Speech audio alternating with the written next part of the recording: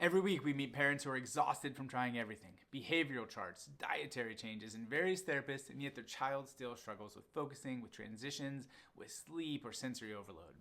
When they seek answers, they receive labels like ADHD, anxiety, or autism spectrum, and these labels just accumulate alongside more appointments and more bills without anyone addressing the true issue. It's a nervous system that is stuck in chronic stress, and that's something we like to call busy brain syndrome. In this video, I want to explain what that is, why it occurs, and how you can address it. Parents, this video is for you if you have kids who seem wired and exhausted at the same time, who melt down over small things, who can't sleep, who struggle in school, and every time you try a new therapy, it feels like one step forward and two steps back. You're not imagining it, and you're definitely not alone. I want to break down what busy brain syndrome really is and why it's a nervous system regulation issue, not simply a behavior problem. I'm going to walk through the 3 phases of the perfect storm and how that can wire into a child's system before they even enter school, and how it's going to show up in sleep, speech, emotional volatility, sensory struggles, and so much more.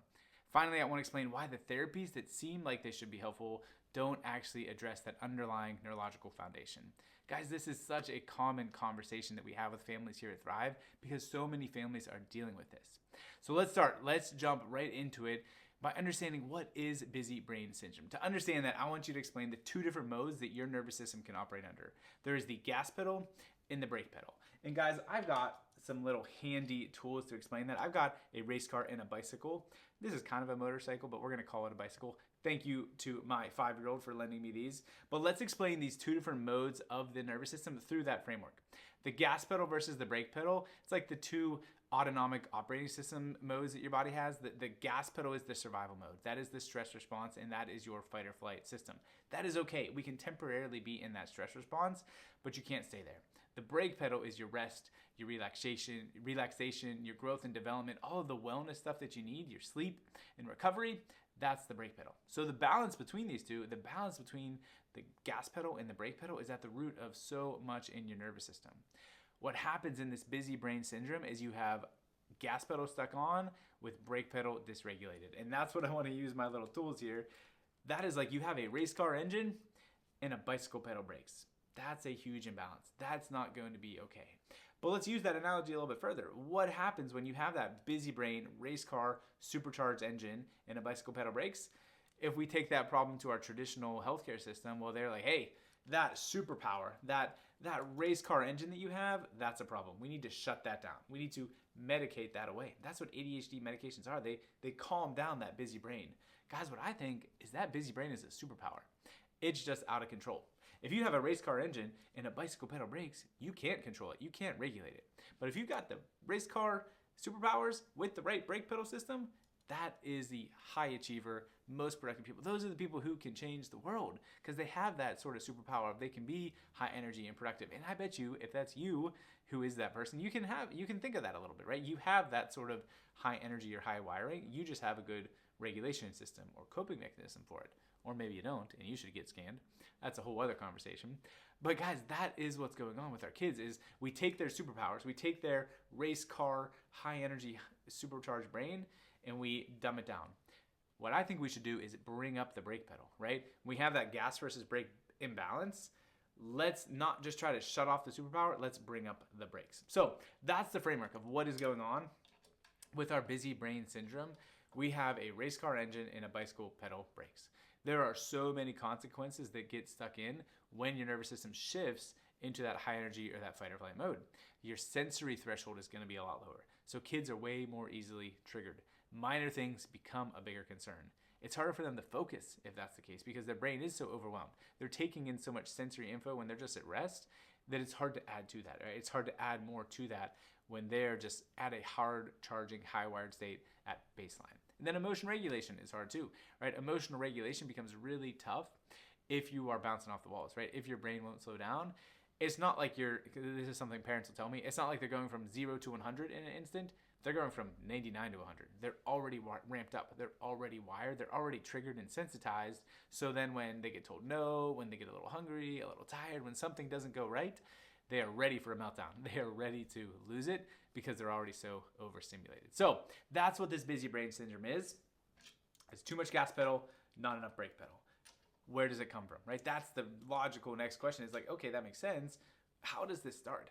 there's really the key 3 phases to the perfect storm that we see over and over again lead to this. There's so many things that we could get into and dive into the deep end on, but these are the overarching 3 concepts. It's prenatal stress, it's birth trauma, and it's early childhood stresses. That prenatal stress has more of an impact than you might realize. Maternal cortisol levels, which is the stress hormone, that travels through the placenta and enters that child's nervous system.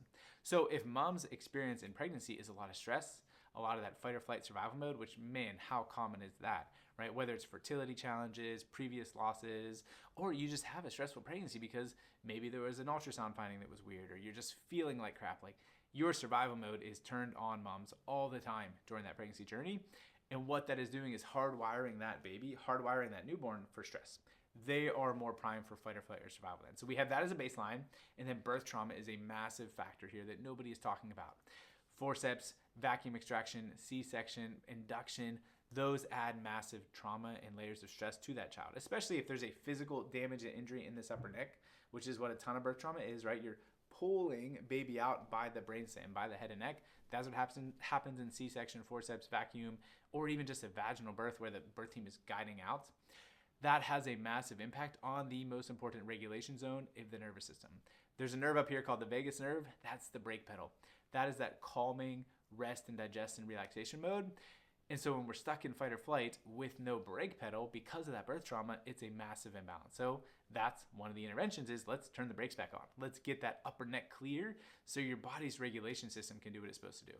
So we have prenatal stress, combine that with birth trauma, and then when you add in the early childhood stresses, that can be antibiotic overuse, maybe sleep challenges, reflux constipation as a kid, ear infections, excessive screen time, or just chaos within the family unit. All of those things can build on and add to that stress level for a kid that becomes then just an overwhelming response where they can't adapt to it, they can't regulate it to it, and they get just stuck in fight or flight. I already kind of hit on this a little bit, but what does that mean then? How does this busy brain syndrome show up in everyday life? It touches so many aspects of your kid's health, and honestly, some of the primary things that we see families struggling with, it's going to fall into this category. Sleep struggles is a huge one, right? A kid who can't fall asleep or is waking up a lot during night, that balance is off, right? That rest and digest brake pedal mode, sleep is like the ultimate expression of that. Sleeping and pooping, right? That's a big factor. Speech and communication is challenging because that is a really complex, high-level neurological function. If your body is stuck in a fight or flight primitive state, something as complex as communication and speech is probably going to be put on the back burner, right? Your brain, your nervous system can't put energy towards that. You're going to have speech delays and struggles because you're just trying to survive. Your fight or flight system is so ramped up.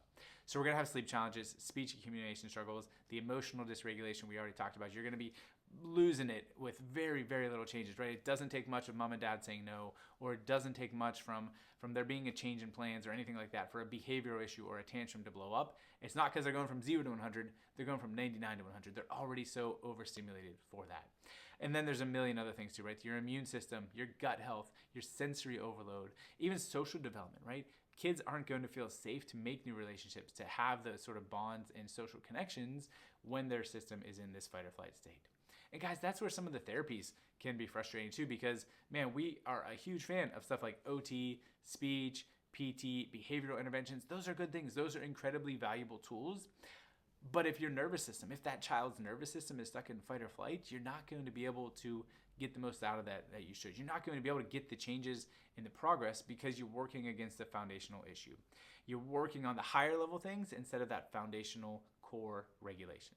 But if we go backwards, if you start with that foundation, if you get that neurological regulation improved, well, man, the ability to heal from those therapies is massive and it can have such a big impact. But what we don't want to do is try to remodel a house, try to paint the walls when the foundation is crumbling, right? You got to go in the right order. You got to have the right sequence of healing, which is foundation first, which is neurology, gas versus brake balance first, and then we can layer upon that with motor, tone, and development, with gut and immune work, with brain-based interventions as well, but it's got to go in that right sequence if you want to get the most out of it. Otherwise, those therapies are like you're trying to push a car uphill with the parking brakes stuck on, right? You're not going to be able to make progress because you're fighting against that internal hardwiring. Guys, if that makes sense, if that's something you want for your kid, I have 2 different options for you to learn more and take those next steps. One is come to our next Perfect Storm workshop. Thursday night, April 30th here next week, we are going to sit down at the sports grill and get way more into the weeds of the science and the neurology and everything going on with our kids. So please join us there. You can register at the link on our page here. But if you're like, hey, I can't make it to the workshop, but gosh, this is my kid and I want help now, contact us. Reach out to our team. We'll set up that initial scan. That is the first step, is we want to measure and track how is that brain and body communication working. Are they stuck in fight or flight? Are they dysregulated? So we're going to do some neurological scans. That's step one for every new patient at Thrive, is assess the nervous system, measure that, so that we can have a proper customized game plan and so we can track it, right? We're going to do those updates as we go throughout care to make sure that we're seeing changes, make sure we're seeing the progress that we need to see. So come to the workshop next week, schedule yourself for that scan. Guys, I hope that helps, and I can't wait to meet you in the office soon and help your family thrive.